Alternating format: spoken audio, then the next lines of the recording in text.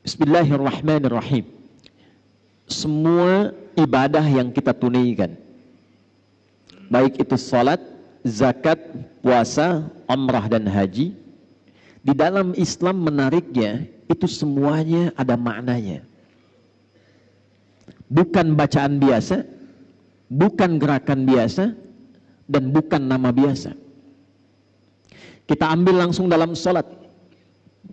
Ini bukan dari takbir sampai salam, sekedar gerakan, bacaan, salam, tutup, selesai. Salat itu tidak hanya sampai situ. Tapi ternyata dari semua gerakan dan bacaannya itu punya makna. Dan dengan makna inilah Nabi bimbing sahabat-sahabat utama sampai mereka jadi orang hebat di zamannya, di semua profesinya. Anda bisa bayangkan, dari salat saja yang modal pakaian berbisnis, itu bisa jadi orang paling kaya di zamannya. Yang saat kami riset secara serius, itu Abdurrahman bin Auf saja dikonversi ke masa kini, asetnya itu sampai 72.000 triliun dari sholat. Itu hanya mengamalkan makna berdiri. Amr bin As itu membawa rombongan dari Afrika Utara, jalan dari Mesir, Libya, Tunisia, Maroko, Aljazair sampai ke Syam di Syria. Itu semua tempat yang dilewati, tidak ada perang, tidak ada paksaan, masuk Islam. Dan dahsyatnya bukan sekedar masuk Islam, tapi tempatnya maju dan berperadaban. Sampai Afrika Utara itu jadi provinsi di masa Musa bin Nusir, gubernurnya Musa bin Nusir, provinsi, pangdamnya Tariq bin Ziyad. Dan dengan kehebatan itu dari Iberia, Andalusia, Spanyol, Portugal, cuma datang minta bantuan, dikirim panglima pada saat itu dengan beberapa pasukan, itu bisa yang paling dahsyat membangun Spanyol, membangun Portugal, Iberia, Andalusia, sampai punya peradaban 7 abad. Itu dari sholat. Anda bisa bayangkan.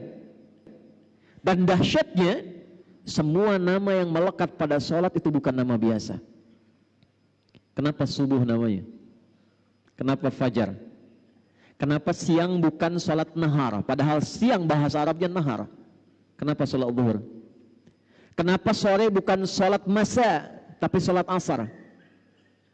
Kenapa maghrib bahkan isya? Isya itu kan sholatnya malam. Kenapa bukan sholat lail, tapi sholatul isya? Dari 5 ini kita ambil 1 saja karena kita ada di waktu subuh. Hari ini kita akan ungkap nama subuh dan fajar. Jemaah sekalian, salat subuh ini menjadi menarik karena 2 namanya dan cuma satu-satunya dari semua salat yang 5 waktu disebutkan dengan 2 nama dalam Al-Quran dan keduanya menggunakan sumpah. 1, fajar, yang imam tadi kita bacakan, wal fajr walayalin ashr. Perhatikan baik-baik, nanti ada rahasia dalam surah ini. Orang yang mampu memahami ayat ini, menunaikan salat di waktu fajarnya dengan semangat fajar, Allah akan muliakan hidupnya, Allah akan bebaskan dari kefakiran, diberkahi kalau punya jabatan, diberkahi kalau punya harta, dan ditutup hidupnya dengan husnul khatimah, ditampakkan surganya sebelum wafatnya. 2, di Quran surah ke-81 At-Takwir di ayat ke-18, was-subhi idza tanaffas. Orang yang mampu memahami ayat ini, Allah akan jadikan semua aktivitasnya tertata, terukur, ringan dan sukses saat dilakukan.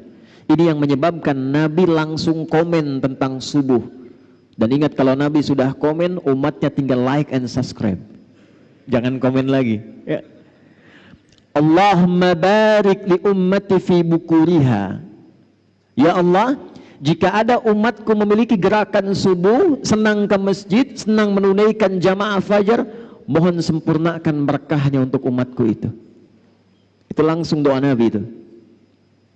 Baik, sehingga Nabi sebelum masuk waktu subuh, waktu fajar, diabadikan nanti dalam satu hadis yang diriwayatkan oleh sahabat junior, keluarga dekat beliau, ringkar A1, Ahlul Bait, Ibnu Abbas radhiyallahu taala anhuma, didokumentasikan riwayat ini oleh Sunan Abu Daud dalam kitabnya Sunan Abu Daud nomor hadis 1367.